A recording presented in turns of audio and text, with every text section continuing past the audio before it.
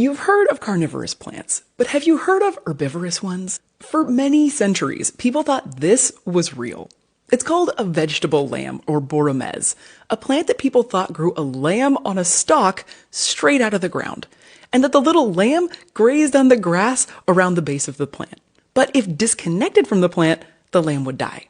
This botanical animal was thought to have meat that tasted of mutton and blood as sweet as honey, which feels like a weird combo to me. I learned all of this from one of my all-time favorite nature books, and scattered among several other kinds of posts this month, I'm going to share the top 5 most mind-blowing nature books I've ever read. At number 5, we have The Source of the Vegetable Lamb Tidbit, a book called Every Living Thing by Jason Roberts. And as someone who's never been particularly interested in either biographies or taxonomy, I'm honestly shocked at how much I love this book, which is a Pulitzer Prize-winning double biography of 2 men, contemporaries who lived in the 1700s, locked in a race to know all life. But the plantamol mentioned at the beginning of this video is only one tiny piece of how much this book expanded my brain. Because as it explores the lives of Carl Linnaeus and Georges Louis de Buffon, it also traces their drastically different worldviews through history and up to the present moment.